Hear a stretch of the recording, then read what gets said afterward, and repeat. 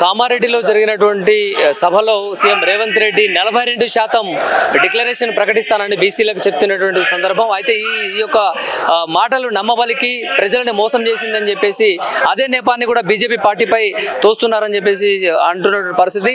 ఈరోజు బీసీలకు అన్యాయం జరిగిన కారణం చేత బీజేపీ పార్టీ శ్రేణులంతా ఇక్కడ మోర్చా ఆధ్వర్యంలో నిర్వహిస్తున్నటువంటి ఈ యొక్క మహాధరణ కార్యక్రమానికి మనతో పాటు ఉన్నారు cow foundation chairman Kasetti Kumar గారు ఉన్నారు. వారిని అడిగి తెలుసుకునే ప్రయత్నం చేద్దాం. ఏంటి బీసీలకి ఎంత అన్యాయం జరిగింది, ఎంతవరకు ప్రభుత్వం మోసం చేస్తుంది అనేది అడిగి తెలుసుకునే ప్రయత్నం చేద్దాం. అన్న నమస్తే, జై శ్రీరామ్. జై శ్రీరామ్. చెప్పండి, ఎందుకు ఈ రోజున బీజేపీ పార్టీ అంటే కేంద్రంలో ఉంది అయినా కూడా మీరు ఇక్కడ హైదరాబాద్ ఇందిరా పార్క్ దగ్గర ధర్నా నిర్వహిస్తున్నారు, ఏంది ముఖ్య కారణం?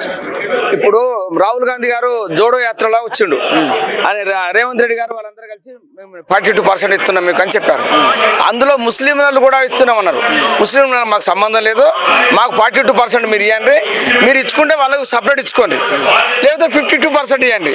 దాని మీద మీరు ఉన్నారంటే వాళ్ళు ఏం చేస్తారంటే వీళ్ళు ఏదో ఒకటి చేసి కోర్టుకు వేరే వాళ్ళని పెట్టుకుంటా దాన్ని టైం పాస్ చేసుకుంటా ఈ ఎలక్షన్లకు దాని చేసుకుంటా వాళ్ళు ఉన్నారు.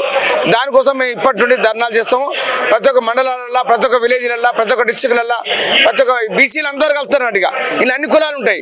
ఎస్సీ మన బీసీ గౌడ్స్ ఉంటారు, మున్నూరు కాపుడు ముదిరాజు ఉంటారు, అందరు ఉంటారు, సాకలి మంగలి అంతా బీసీలే కదా.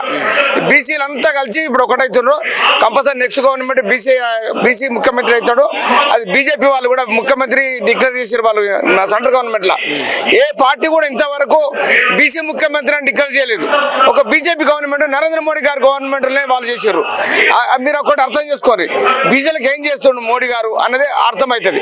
బీసీలు ఒకవేళ బీజేపీ గవర్నమెంట్ ఇక్కడ వస్తే బీసీ ముఖ్యమంత్రి అవుతారు, బీసీ మంత్రులు అవుతారు, దాంతో డెవలప్మెంట్ చేస్తారు, ప్రతి ఒక్క బీసీలకు న్యాయం జరుగుతుందని నేను అనుకుంటున్నాను.